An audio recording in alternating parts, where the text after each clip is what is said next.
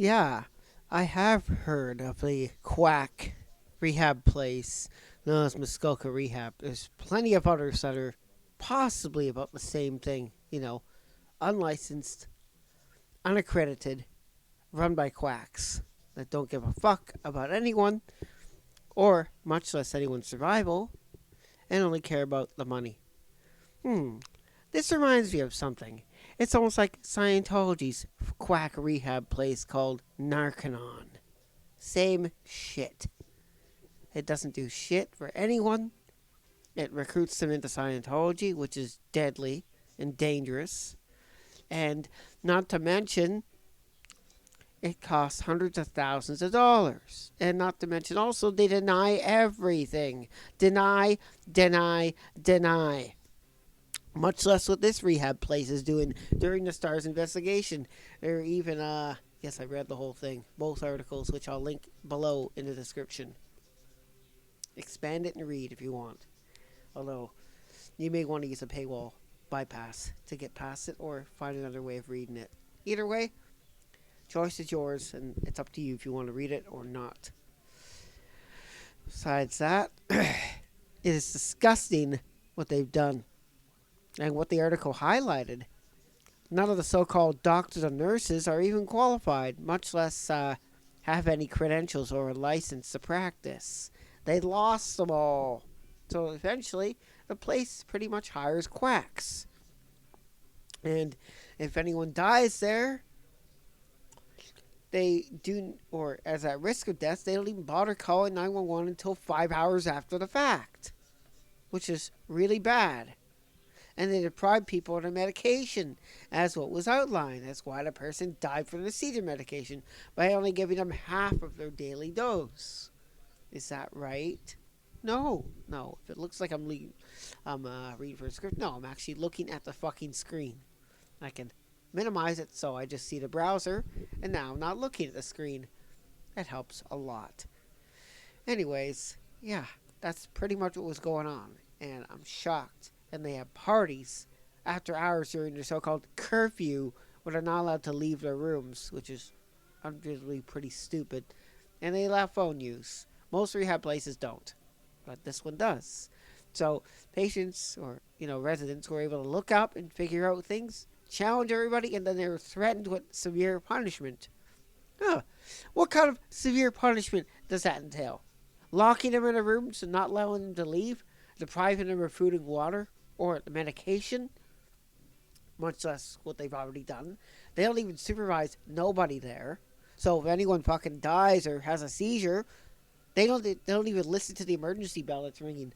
No, they don't. Yeah. Quack rehabs or for-profit rehabs are terrible. There are legitimate ones, but yes, there are waiting lists involved. So I would never chance going to a for-profit place. Now, if I had, look, thankfully I don't, drug or alcohol or substance abuse issues, to be honest, just put it that way, I, yes, would go for a proper rehab place. It would not go for a for-profit place deemed as a cult. No, I would not go to any of those places. I'd go to a proper place where I didn't have to fork out tens of thousands of dollars. Or in some places, hundreds of thousands, because, it's profit-driven. Everything's for profit, blah, blah, blah. You know what I'm talking about.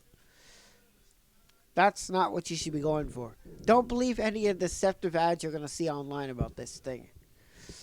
If you're looking for a qualified, accredited place, that's what you should be looking for. Qualified and accredited. If everything seems too good to be true, it most definitely is. Anyways, to these people that the Star fucking exposed, well, goodbye to them. You can find it in the investigations, Death and Lies at Muskoka Recovery. How this so-called luxury Ontario rehab operates without oversight. Yeah. Fake nurses, no doctor on site. Staff who like to party. The inside story of this luxury Muskoka Addiction Rehab. Those are part 2 and part 1 of the investigation, what it was called. So, yeah, If you want to look that up, you damn sure can. There's probably a lot more than this. And whoever else did investigations, the owners literally threatened the journalists for repercussions if they were on the property ever again. How suspicious. Normally, rehab places that are accredited don't do this shit. They don't threaten journalists with prosecution or legal action. They don't. So, this is a problem. And this stinks, it stinks of a quack. It stinks of a scam. And, they did the same thing with the so-called Scientology rehabs. They threaten journalists the same way. But you know how journalists are. They find ways of getting in and getting the story out. And former clients will do exactly the same fucking thing. Speak out. And I'm glad they fucking did. And they literally threatened the Star with legal action if they wanted them to never publish the articles at all. And yet they did. And I'm glad they did. I'm really glad they did. I just hope more journalists would